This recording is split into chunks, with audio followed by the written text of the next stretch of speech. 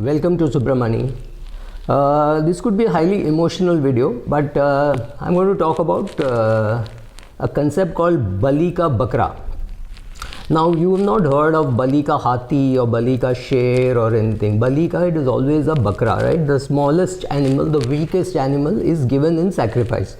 This was told to me by one of India's CVC. I do not know how many of you remember Mr. N. Vittal. He said, have you heard of Bali ka Hathi or Bali ka Sher? It is always Bali ka Bakra. And I'm saying this in the context of two events, not connected at all, but very, very similar. There was this fund house where people's money was stuck for some period of time. Even though it was supposed to be for a short term, it got stuck for maybe a year and a half or two. The money was just stuck, believe me, just a liquidity problem. They got back the full money and there was no money lost. In fact, even for the period in which for which the money was stuck, they got compensated and they got a good yield on that. So what had happened, the fund manager had taken certain decisions which were not perhaps correct, but whatever happened, the money got recovered. So right, maybe he took risk, maybe he did not, whatever. I'm not getting into the reasons. Enough has been said about it, so I'm not getting into it. Now what happens in a mutual fund is there is an asset management company which has got a supervisor called SEBI. And the asset management company collects money from a lot of people and gives it to others for interest, which is very technical in the sense that it is actually invested in terms of bonds, etc., and not as a deposit, but it is largely money given on interest, and interest is received in the form of appreciation, or it is a compensation paid for keeping the money. Now, this company had a liquidity problem, so more importantly, all the money got paid. Without getting into the merits of the case, the supervisor, which was SEBI, and the asset management company and its employees all work towards the same cause of managing the money, and they have distributors who are the weakest and the last link, and the Bakra in this case, who goes and talks to investors, etc., and gets the money for being managed. Everybody gets the regulator gets a fee, the asset management company gets a fee, and all the employees get a salary, the distributor gets a commission. Now the regulator in his wise decision has said the distributor should not be compensated for that money because that money got delayed. Believe me, it's not a denial of the money, it is a delay of the money. So the distributor is not being paid, everybody else is being paid, and the asset management company, which used its own balance sheet because to compensate its employees, is not allowed to use its balance sheet to compensate the distributors. Why? Because as I said, it is the Bali ka Bakra.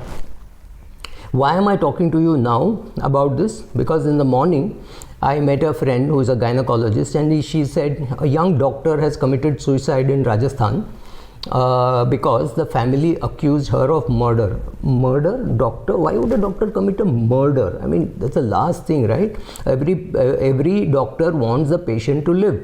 Why would what is the incentive for a doctor to commit a murder, right? So why 302? I mean, I don't really know what happened, but let me just read out from a news item. It says, booked for murder after patient death, distressed gynecologist commits suicide in Rajasthan. Right? So her name is Dr. Sharma. Dr. Archana Sharma hanged herself inside a room of the hospital after the family of the patient, who died during childbirth, created ruckus blaming her for the death and filed an FIR against the late doctor and her husband. And unable to bear the pressure of allegations of medical negligence and murder charges, this gynecologist working in Lalsot based hospital has committed suicide. Reading a little further, following the death of the patient, who apparently died due to postpartum hemorrhage, PPH, post-delivery, the family of the patient created a ruckus and an FIR was filed against this the young doctor and her husband, Dr. Sumit Upadhyay. The FIR states that because of the negligence of the doctor couple, the patient died. Holding negligence, they have been booked under section 302. Give me a break. The family also demanded to revoke the license of the hospital. And based on allegations of the family, the police registered an FIR under 302, attempt to murder, and unable to face the harassment, doctor took the extreme step of ending her life. And then the suicide note left, she said that the death happened due to PPH, which is known, but it is a rare complication that might occur during childbirth. The suicide note, in which the doctor pleaded, she said, don't harass the other doctors, don't harass my family, don't harass the hospital. She has said all that, right? So when I spoke to two different gynecologists, both of them said the risk at childbirth is pretty high and we take a lot of declarations. Now, if this was a big hospital like Apollo or somebody, they may have handled it much better, but this is a small hospital run by maybe husband and wife. They just could not handle it, and maybe this lady was put under too much pressure and therefore she committed suicide. Again, it brings us back to, if there is a hospital, they tell you what are the charges upfront. I go to a very good dentist, look at my teeth, right? No, I'm not pitching for his business.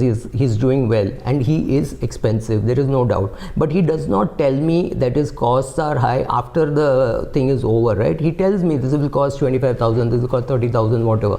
He's Dr. Satish Balgat, he's practicing in Bombay, and I don't consider him to be inexpensive. Of course, he's expensive, but then as a percentage of my money, I can afford to go to him, therefore I go to him. So there are days when I go to a roadside joint and have a 15 rupee ka chai, and there are days when I go to a 5-star hotel and have a 1000 rupee tea, right?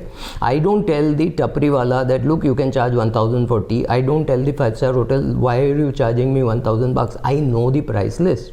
We all choose our professionals according to what we can afford, right? We don't go to a doctor and say, oh, this is too high. Then you negotiate. But and another thing is, the minute I post this on Twitter or anywhere, people say, oh, but this doctor is working for money.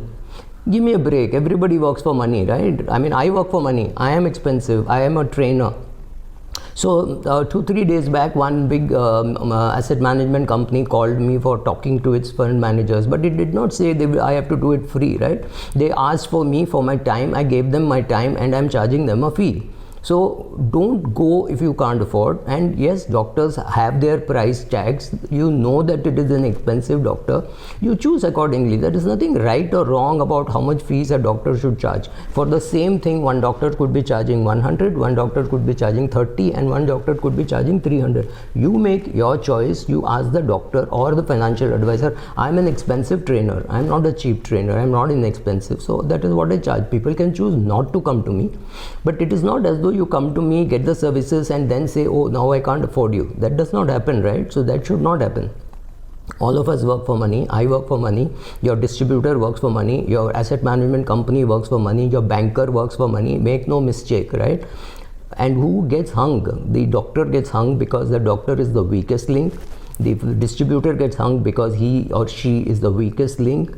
Nobody else in the chain gets impacted, right? The regulator gets away. The regulator was getting monthly reports of what the funds was doing. The employees get a salary. Yes, of course, it is coming out of the profit and loss account, and the AMC is not getting anything, or it's charging a very low fee for the period when the money was stuck. But people have got back the money, but still the regulator says this money can't be paid, right? So that money is lying there. So again, this thing of saying, yes, everybody works for money. The question is it wrong to work for money? Because I work for money and I don't see anything wrong. I make these videos, there are ads which come that also gives me money. I don't see that as something wrong.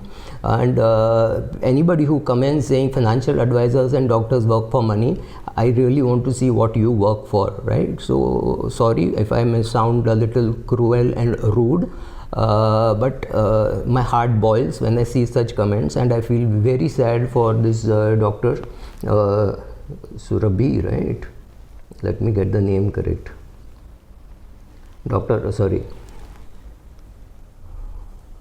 That is the name of the hospital, right? Dr. Archana Sharma, my heartfelt condolences to you. When I came in and I saw Dr. Harish Shetty of Bombay also had tweeted about this, and I think it's absolutely cruel. Doctors get killed, doctors get beaten up. we are going to become world suppliers of doctors and nurses simply because we don't know how to treat them. We pay them badly and we treat them like this simply because somebody must have put pressure on the police to register a 302, attempt to murder on a doctor. I mean, what is the connection, right? I don't know, sorry, my blood boils. I'm repeating this. Doctor's name is Dr. Archana Sharma, and doctor, sincere condolences wherever you are. May you attain Sadgati. May your children not suffer. May no other doctor suffer this fate.